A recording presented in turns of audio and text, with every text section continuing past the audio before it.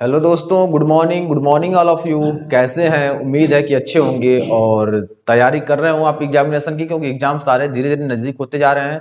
ठीक है, तो आप लोग तैयारी का एक शेड्यूल बना लीजिए और तैयारी उसी हिसाब से करिए। ठीक है, तो चलिए मैं कुछ पंक्तियां आपके लिए बयां करता हूं। ना पूछो कि मेरी मंजिल कहाँ है, ना पूछो कि मेरी मंजिल कहाँ है, अभी तो सफर का इरादा किया है, अभी तो सफर का इरादा किया है। न हारूंगा हौसला, उम्र भर ये मैंने ठाना है, न हारूंगा हौसला, उम्र भर ये मैंने ठाना है।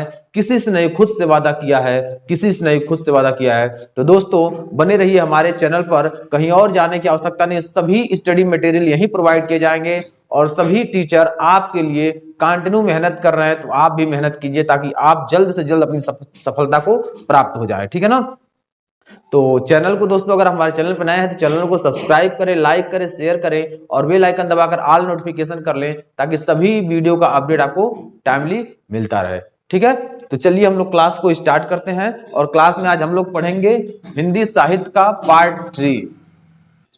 तो दोस्तों हम लोग पढ़ेंगे हिंदी साहित्य का पार्ट 3 पढ़ेंगे और एपिसोड नंबर 21 है और पार्ट 3 है छायावादी युग। छायावादी यानी एक पहले क्लास में हमने हिंदी साहित्य के पहले क्लास में हम आपको भारतेंदु युग कराए, दूसरे क्लास में हम आपको कराए द्विवेदी युग और तीसरे क्लास में आज मैं करा रहा हूं आपको छायावादी युग के बारे में। तो छायावादी युग की विशेषताएं क्या थी, छायावादी युग में कौन कौन से ऐसे रचनाएं हुई, कौन कौन से ऐसे रचनाकार थे, उनके बारे में बात करेंगे और कुछ ऐसे मुख्य बिंदु होगी जिस पर हम लोग चर्चा करेंगे। ठीक है ना? तो आज क्लास बेहतरीन क्लास होने वाला है, तो आप फटाफट शेयर कीजिए, लिंक को फटाफट दोस्तों शेयर कर दीजिए, क्योंकि आपके शेयर से ही लोगों तक हमारी आवाज पहुंचेगी। तो आप अधिक से अधिक लोगों तक शेयर कीजिए, फटाफट शेयर कीजिए, क्योंकि जितना लेट करें क्लास उतना ही लंबा होता जाएगा, इसलिए फटाफट शेयर कर दीजिए। ठीक है, तो तुरंत शेयर कीजिए, देर ना कीजिए और वीडियो जरूर देख करके लाइक करिए, वीडियो जरूर लाइक कीजिए, क्योंकि आप लोग लाइक नहीं करते हैं। वीडियो को फटाफट लाइक करिए। ठीक है,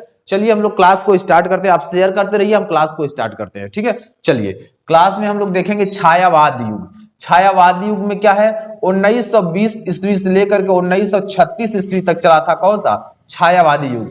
1920 ईस्वी से लेकर के 1936 ईस्वी तक कौन सा चला था? छायावादी युग चला था। इस बात का ध्यान रखेंगे, 1920 से 1936 तक छायावादी युग चला था। ठीक है, तो छायावादी युग के बारे में पढ़ेंगे हम लोग। दिया है छायावाद का वास्तविक अर्थ को लेकर विद्वानों में मतभेद है। ठीक है, छायावाद का जो वास्तविक अर्थ है उसे लेकर के जो विद्वान हैं वो अनेक अनेक विद्वानों अपना अपना मत है, यानी मतभेद है। इसमें कोई एग्जैक्ट नहीं बताता, सभी लोगों का अलग अलग मतभेद है। ठीक है ना?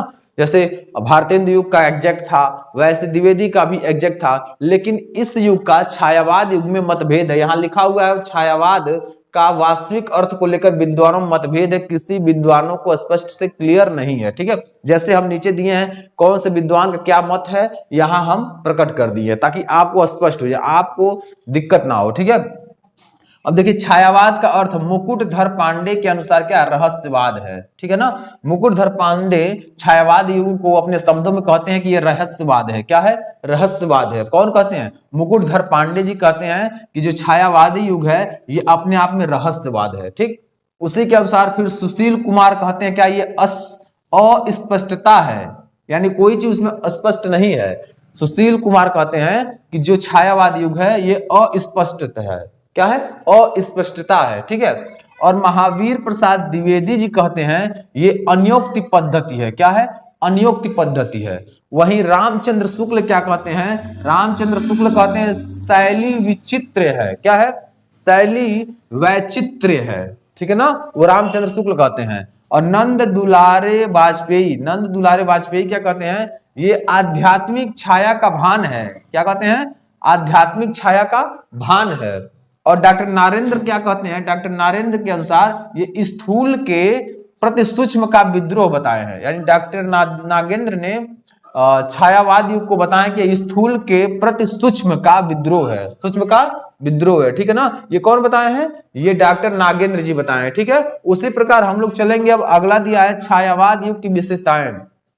तो छायावाद युग की विशेषताएं के बारे में ऐसे हम लोग भारतेंदु युग की विशेषताओं के बारे में पढ़े हैं, वैसे ही हम लोग द्विवेदी युग की विशेषताओं के बारे में पढ़े हैं, लेकिन अब हम लोग पढ़ेंगे छायावाद युग की विशेषताएं, क्योंकि विशेषताओं के पढ़ने से हमारा कॉन्सेप्ट क्लियर होता है कि कौन कौन सी उसमें विशेषताएं प्रचलित थी, क्या क्या होता था, इन सारी जानकारियां आपको मिलने वाली है। ठीक है, तो छायावाद युग की विशेषताओं में दिया हुआ है आध्यात्मिक व्यक्ति, मैं इसमें क्या है देखेंगे, आध्यात्मिक व्यक्ति अर्थात मैं शैली उत्तम पुरुष, शैली यहां देखेंगे, यहां दिया गया है अर्थात मैं शैली उत्तम पुरुष का है, क्या है, उत्तम पुरुष का है। और दूसरा नंबर क्या है छायावादी की विशेषता में, आत्मा विस्तार, सामाजिक रूढ़ियों से मुक्ति। ठीक है ना, ये क्या था, आत्मा विस्तार, सामाजिक रूढ़ियों से मुक्ति था। और जो तीसरा आपका दिया हुआ है यह प्राकृतिक प्रेम है, क्या है, इन्होंने इसमें स्पष्ट कर दिया था, छायावाद युग में इन्होंने स्पष्ट किया था क्या, कि प्राकृतिक प्रेम यानी जो प्रकृति है उससे प्रेम। उसके बाद 4 नंबर में दिया है नारी प्रेम एवं उसकी मुक्ति का स्वर, नारी प्रेम भी इसमें शामिल है और उसकी मुक्ति का स्वर भी है। और 5वां नंबर है अज्ञात व असीम के प्रति जिज्ञासा, इसमें 5वें नंबर का भी वर्णन है जहां दिया हुआ है अज्ञात व असीम के प्रति जिज्ञासा। और 6वां नंबर दिया आपका सांस्कृतिक चेतना, 6 नंबर में क्या दिया है, सांस्कृतिक चेतना व सामाजिक चेतना, इसी में इंक्लूड है, सांस्कृतिक चेतना भी इंक्लूड है और सामाजिक चेतना मानवतावाद भी इसी में है। और 7 नंबर में देखेंगे स्वच्छंद कल्पना का नवोन्मेष, स्वच्छंद कल्पना का नवोन्मेष भी है। 8वां नंबर विविध काव्य रूपों का प्रयोग, 8वां नंबर क्या है, विविध काव्य रूपों का प्रयोग। 9 नंबर में देखेंगे काव्य भाषा, अब काव्य भाषा में क्या है, ललित लवंगी कोमलता कांत पदावली वाली भाषा। और 10वां नंबर है मुक्त छंद का प्रयोग, मुक्त छंद का भी प्रयोग किया गया था। 11 नंबर में देखेंगे प्रकृति संबंधी बिंबों की बहुलता है। और 12 नंबर भारतीय अलंकारों के साथ साथ अंग्रेजी साहित्य के मानवीकरण व विशेषण विपर्याय अलंकारों का प्रयोग। ठीक है, अब देखेंगे कुछ पॉइंट, 2 पॉइंट और बचा हुआ है। छायावादी के कवि चातुस्य, चातुस्य में 4 ये हैं, इसमें कौन कौन है, प्रसाद जी हैं, निराला जी हैं, पंत जी हैं और महादेवी वर्मा जी हैं, ये 4 लोग हैं। ठीक है ना। और अगला दिया है आपका प्रसाद की प्रथम काव्य कृति, यानी प्रसाद जी की प्रथम काव्य कृति क्या थी, उर्वशी, यह 1919 में लिखी गई थी, 1919 ईस्वी में लिखी गई थी उर्वशी। ठीक है, तो दोस्तों हमें उम्मीद है कि यह पार्ट 3 जो आपका हिंदी साहित्य का जो पार्ट 3 था ये पूरा आपको समझ में आ गया होगा। अभी हम अगले स्लाइड पे चलेंगे और अगले स्लाइड पे कुछ ऐसे पॉइंट है जिन्हें हम लोग इसमें पढ़ेंगे। ठीक है ना, क्योंकि मोस्ट इंपॉर्टेंट पॉइंट हम आपको पढ़ाएंगे जो एग्जाम के पॉइंट ऑफ व्यू से बहुत ही महत्वपूर्ण होंगे, उन्हीं के बारे में हम लोग आज चर्चा करेंगे। तो सेकंड क्लास पर हम लोग चलते हैं, यानी जो अगला पेज है उस पेज पे चलते हैं, उसके बारे में, उस स्लाइड के बारे में जो दिया है उस स्लाइड पर हम लोग पढ़ते हैं। तो दोस्तों अगर आप हमारे चैनल पर नए हैं तो चैनल को सब्सक्राइब करें, लाइक करें, शेयर करें और बेल आइकन दबाकर ऑल नोटिफिकेशन कर लें ताकि सभी वीडियो का अपडेट आपको मिलता रहे। ठीक है, आप डिस्क्रिप्शन बॉक्स में जाइए, डिस्क्रिप्शन बॉक्स में सभी प्रकार के कोर्स का प्लेलिस्ट बना हुआ, हमारे सभी फैकल्टी मेंबर आपके लिए तत्पर हैं, आपके उद्देश्य की प्राप्ति के लिए, आप अपने एम को प्राप्त करें, ये मेरा प्रथम लक्ष्य है। ठीक है, तो आप लोग अच्छे से पढ़िए और टाइम शेड्यूल बनाकर पढ़िए, जो भी कोर्स, जो भी चीज की आवश्यकता है बस आप कमेंट कीजिए, वह आपके पास उपलब्ध हो जाएगा, आपको उपलब्ध कराया जाएगा। ठीक है, डिस्क्रिप्शन बॉक्स में ही सोशल मीडिया प्लेटफॉर्म दिया गया है, फेसबुक का दिया गया है, इंस्टाग्राम दिया गया है और टेलीग्राम का दिया है, वहां से ज्वाइन करिए, वहां छोटे छोटे क्विज कराए जाते हैं, आपके नॉलेज को ग्रोथ किया जाता है, आपके नॉलेज को बढ़ाया जाता है और पीडीएफ और नोट्स वही प्रोवाइड किए जाते हैं। ठीक है, तो अंत में चंद पंक्तियां मैं आपके प्रेरणा के स्रोत में बयां करूंगा। मुश्किलों से भाग जाना आसान होता है, मुश्किलों से भाग जाना आसान होता है, हर पहलू जिंदगी का इम्तिहान होता है, हर पहलू जिंदगी का इम्तिहान होता है, डरने वालों को मिलता नहीं कुछ भी जिंदगी में, डरने वालों को मिलता नहीं कुछ भी जिंदगी में, लड़ने वालों के कदमों में जहान होता है, लड़ने वालों के कदमों में जहान होता है। इसी क्रम में मैं आगे बढ़ूंगा और अगले स्लाइड को आगे रिप्रेजेंट करूंगा आपके सामने जो महत्वपूर्ण तथ्य हैं। ठीक है, चलिए कुछ पॉइंट और बचे हुए थे, कुछ टॉपिक जिसे महत्वपूर्ण माना जाए और यह एग्जाम के पॉइंट ऑफ व्यू से भी महत्वपूर्ण है, तो इसे भी हम लोग कर लेते हैं। ठीक है, चलिए यहां दिया हुआ है छायावादी काव्य में प्रसाद ने, छायावादी काव्य में प्रसाद ने यदि प्रकृत को मिलाया, यानी जो छायावादी काव्य में प्रसाद जी ने किसको मिलाया, प्राकृत को मिलाया, तो निराला जी ने मुक्तक छंद दिया। निराला जी ने क्या दिया, मुक्तक छंद दिया। कब, छायावादी युग में, ठीक है ना। छायावादी युग में प्रसाद जी ने अगर प्रकृत को मिलाया है तो निराला जी ने मुक्तक छंद दिया है, और पंत ने शब्दों को खराद पर चढ़ाया। पंत ने शब्दों को किस पर, खराद पर चढ़ाया, सुडौल और सरस बनाया। खराद पर चढ़ा करके उसे सुडौल और सरस बना दिया पढ़ने के लिए, ठीक है। तो महादेवी वर्मा ने उसमें प्राण डाल दिए। महादेवी वर्मा ने क्या किए, उसमें प्राण डाल दिए। यानी इस प्रकार की इन्होंने अपना योगदान दिया है। शब्दों में बयां किया जा रहा है कि इस प्रकार से इन्होंने इसमें योगदान दिया है छायावादी युग में, ठीक है ना। चलिए अगला पॉइंट हम लोग देखेंगे, छायावाद को हिंदी साहित्य में भक्ति काव्य के बाद स्थान मिलता है, ठीक है ना।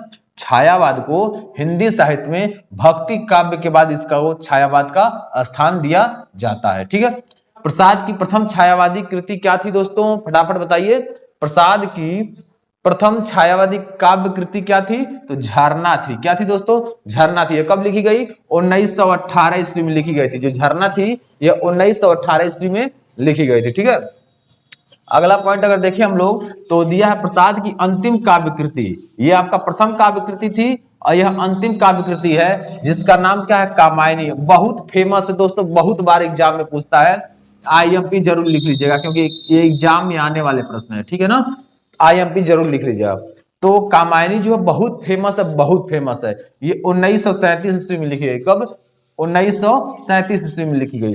प्रसाद से आपका तात्पर्य है क्या, जय शंकर प्रसाद, जय शंकर प्रसाद, जय शंकर प्रसाद, ठीक है ना। इस प्रसाद शब्द लिखने का अर्थ है कि जयशंकर प्रसाद जी के बारे में बात हो रहा है, ठीक है। चलिए अब अगला पॉइंट हम लोग देखेंगे, छायावादी युग में विभिन्न काव्य रूपों का प्रयोग हुआ। जो छायावादी युग था उसमें विभिन्न अलग अलग प्रकार के काव्य रूपों का प्रयोग हुआ था। वो कौन कौन से काव्य रूप हैं, सबसे पहले देखिए हम लोग देखेंगे मुक्तक काव्य। क्या पढ़ेंगे, मुक्तक काव्य। अब मुक्तक काव्य में क्या क्या आता है इसके बारे में हम पढ़ेंगे। तो मुक्तक काव्य में सर्वाधिक लोकप्रिय, यानी मुक्तक जो काव्य है ये सबसे ज्यादा लोकप्रिय है, यानी बहुत ज्यादा फेमस है, यानी लोग पढ़ते हैं इसको। आगे दिया गीति काव्य। गीति काव्य करुड़ालय हो गया, ये आपका गीति काव्य में आता है, करुड़ालय प्रसाद जी द्वारा लिखा गया है। पंचवटी प्रसंग, ये निराला जी के बारे में लिखा है, या निराला जी ने लिखा है, ठीक है ना। यहाँ पंचवटी को निराला जी ने लिखा है और करुड़ालय को प्रसाद जी ने लिखा है, ठीक है। आगे देखेंगे प्रबंध काव्य। क्या है ये, प्रबंध काव्य है। तो कामायनी व प्रेम पथिक प्रसाद जी ने लिखा है। प्रबंध काव्य में आता है कौन कौन, कामायनी आता है और प्रेम पथिक आता है, इसे प्रसाद जी लिखे हुए हैं, ठीक है। लास्ट है आपका लंबी कविता, प्रलय की छाया। लंबी कविता में क्या क्या आता है आपका, प्रलय की छाया, शेर सिंह का शस्त्र समर्पण, ये प्रसाद जी कौन लिखे हैं, इसे प्रसाद जी लिखे हैं, ठीक है ना। इस बात का आप ध्यान रखिए क्योंकि इंपॉर्टेंट प्रश्नों में है, ऐसे प्रश्न आपके बन सकते हैं, इसलिए हम ये सारा चीज पढ़ा दे रहे हैं। तो दोस्तों अगर आप हमारे चैनल पर नए हैं तो चैनल को सब्सक्राइब करें, लाइक करें, शेयर करें और बेल आइकन दबाकर ऑल नोटिफिकेशन कर लें ताकि हर वीडियो का अपडेट आपको टाइमली मिलता रहे, ठीक है। तो चलिए आगे हम अगले स्लाइड पे चलते हैं। अब हम लोग प्रसिद्ध पंक्तियों के बारे में हम लोग देखते हैं कौन कौन सी ऐसी पंक्तियां जो बहुत ज्यादा फेमस हैं और एग्जाम में आने वाली हैं। तो ये पंक्तियां जो हमने लिखा है, ये पंक्तियां आपका फेमस है या किसी न किसी एग्जाम में जरूर आई हुई है, ठीक है। तो चलिए हम लोग इस पंक्ति के बारे में पढ़ लेते हैं। सबसे पहले प्रसिद्ध पंक्तियां जो है इसको हम लोग देखते हैं। पहला नंबर देखेंगे, दिया व्यर्थ हो गया जीवन, व्यर्थ हो गया जीवन, मैं रण में हार गया, मैं रण में हार गया। इसे किसने लिखा है, निराला जी ने। अगर ऐसी पंक्ति आती है और प्रश्न पूछता है कि व्यर्थ हो गया जीवन मैं रण में गया हार, इस पंक्ति को किसने लिखा है, तो आप उत्तर देंगे निराला जी ने लिखा है। कौन, निराला जी ने लिखा है, ठीक है। दूसरा प्रश्न है आपका, तुमको पीड़ा में ढूंढा तुमको ढूंढेगी पीड़ा, तुमको पीड़ा में ढूंढा तुमको ढूंढेगी पीड़ा। इस पंक्ति को किसने लिखा है, तो इस पंक्ति को महादेवी वर्मा जी ने लिखा है। किसने लिखा है, महादेवी वर्मा जी ने लिखा है, ठीक है। चलिए अगला हम तीसरा नंबर देखेंगे, दिया है हिमालय के आंगन में जिसे प्रथम किरणों का दे उपहार, हिमालय के आंगन में जिसे प्रथम किरणों का दे उपहार, इसे किसने लिखा है, तो प्रसाद जी ने लिखा है, जयशंकर प्रसाद जी ने लिखा है, ठीक है। 4 नंबर में हम लोग देखेंगे भारत माता ग्राम वासनी, भारत माता ग्राम वासनी किसने लिखा है, पंत जी ने लिखा है, ठीक है ना। उसके बाद 5वां नंबर देखेंगे, मैं मजदूर हूं मजदूरी किए बिना मुझे भोजन करने का अधिकार नहीं, मैं मजदूर हूं, मजदूरी किए बिना मुझे भोजन करने का अधिकार नहीं। इसे मुंशी प्रेमचंद जी लिखे हैं। क्या लिखे हैं? मुंशी प्रेमचंद जी लिखे हैं, मैं मजदूर हूं, बिना मजदूरी किए भोजन करने का अधिकार नहीं। ठीक है ना। अगला देखिए 6 नंबर देखेंगे, स्नेह निर्झर बह रहा है। स्नेह निर्झर बह गया है, ये निराला जी ने लिखा है। वो वरुण की शांत कछार, इस पंक्ति को किसने लिखा है? प्रसाद जी ने लिखा है। वो वरुणा की शांत कछार प्रसाद जी ने लिखा है। 8 नंबर में दिया है आपका, प्रिय के हाथ लगाए जागी, प्रिय के हाथ लगाए जागी, ऐसी मैं सो गई अभागी, इसे किसने लिखा है? निराला जी ने लिखा है। कौन लिखे हैं? निराला जी। तो दोस्तों यह हमने आपको पंक्ति बताया और इस पंक्ति को किसने लिखा है इसके बारे में भी आपको बताया। लास्ट है आपका, कहो तुम रूपसी, कहो तुम रूपस कौन, व्योम से उतर रही चुपचाप, इसे किसने लिखा है? पंत जी ने लिखा है। ठीक है ना। कहो तुम रूपस कौन, व्योम से उतर रही चुपचाप, इसे पंत जी ने लिखा है। तो दोस्तों वीडियो कैसा लगा, आज क्लास कैसा लगा? अगर क्लास अच्छा लगा हो तो चैनल को सब्सक्राइब करें, लाइक करें, शेयर करें और बेल आइकन दबाकर ऑल नोटिफिकेशन कर ले, ताकि हर वीडियो का अपडेट आपको टाइमली मिलता रहे। दोस्तों हमारे सभी फैकल्टी मेंबर जुड़ करके आपको क्लासेस दे रहे हैं, नोट्स बना रहे हैं, पीडीएफ बना रहे हैं, बोर्ड पर लिख रहे हैं और आपको समझा रहे हैं। तो आपको केवल एक काम करना है, चैनल के लिंक को अधिक से अधिक शेयर करना है, अधिक से अधिक शेयर करना है, ताकि और अधिक ट्रैफिक यहाँ आ सके और आप लोगों का जो भी समस्या हो कमेंट बॉक्स में लिखें, ताकि उस समस्या का सुलझा सकें। ठीक है। और आप कमेंट करें कौन सा सब्जेक्ट ऐसा है जो नहीं पढ़ाया जा रहा, उस सब्जेक्ट को पुनः चालू हम कराएं। ठीक है, स्टार्ट कराएं। ठीक है दोस्तों, तो आपके लिए इशारा है, सब कुछ आप ही के लिए हो रहा है, बस आप मेहनत कीजिए, जैसे हम मेहनत कर रहे हैं वैसे आप भी मेहनत कीजिए, आपकी सफलता जल्द ही मिलेगी। ठीक है। चलिए तो कुछ हम पंक्तियां बोल देते हैं। ये पंक्तियां हैं, जिंदगी जिंदगी खेलती भी उसी के साथ है, जिंदगी खेलती उसी के साथ है, जो खिलाड़ी बेहतरीन होता है।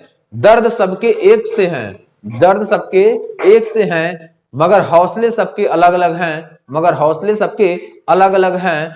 कोई हताश होकर बिखर जाता है, कोई हताश होकर बिखर जाता है, कोई संघर्ष करके निखर जाता है, कोई संघर्ष करके निखर जाता है।